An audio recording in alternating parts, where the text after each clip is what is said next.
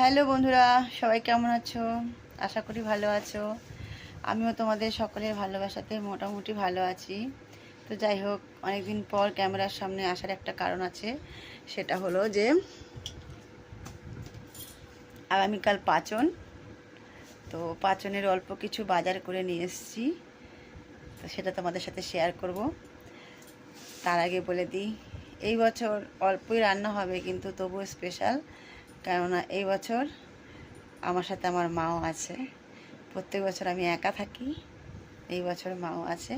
তো যাই হোক, যেটুকু অল্প অল্প করে জোগাড় করেছি, চলো সেটা তোমাদেরকে দেখাই একবার।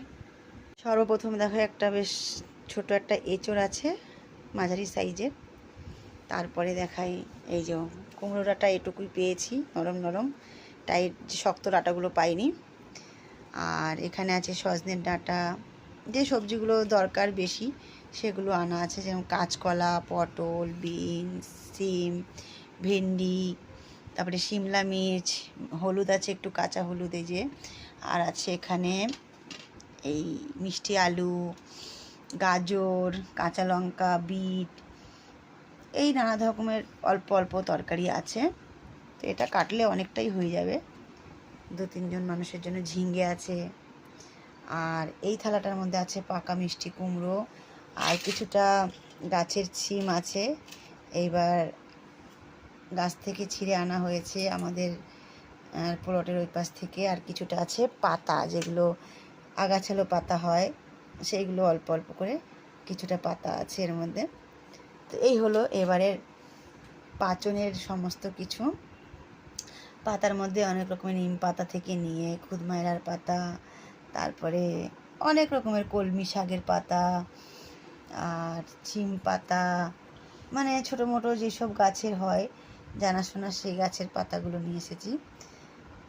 তো অন্যান্যবার দেখানো হয় ভিডিওতে যে আমি পাতা কুড়োতেও রাস্তায় নেমে গেছি, তো এই বছর আর সেটা হলো না। এবার আমাদের প্লটের ওইখান থেকে আমি কিছুটা পাতা তুলে নিয়ে এসেছি। পাচনের বাজারগুলো কেমন লাগলো সেটা অবশ্যই জানাবে।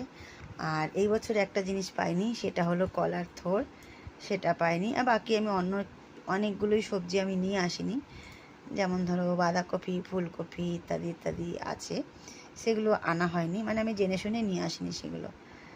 তো সেই সবজিগুলো আমার আবার বেশি পছন্দ হয় না দিতে, তাই আমি সেগুলো নিয়ে আসিনি। আর যেগুলো বেশি দরকারি যেমন লাগে সেগুলো অবশ্যই নিয়ে এসেছি। তার মধ্যে ডাঁটার পরিমাণটা একটু বেশি আছে। আর ছোলা, ছিমের দানা ভাজা, এগুলো তো সব কালকে লাগবে, আগামীকালকে। তো সেগুলোর বন্দোবস্ত করা আছে, সেগুলো আবার যখন কালকে রান্না হবে সেই প্রসেসিংয়ে অবশ্যই দেখাবো। আর দেখো কাঁচা লঙ্কার সাইজগুলো দেখো।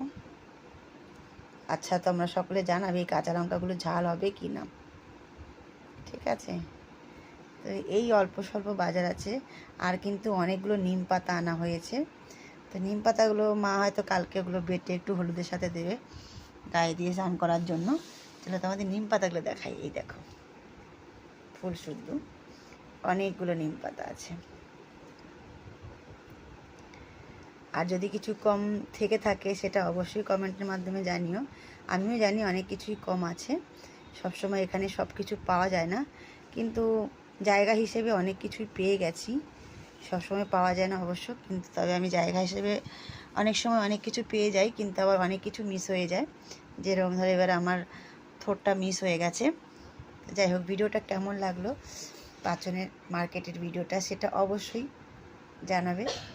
ধন্যবাদ সবাইকে। সবার পাচন যেন খুব ভালো রান্না হয়, আর সবাই দোয়া করবে যেন আমার পাচনটা বেশ টেস্টি রান্না হয়। রান্না করার পরে অবশ্যই শেয়ার করব। ধন্যবাদ, টাটা, বাই বাই।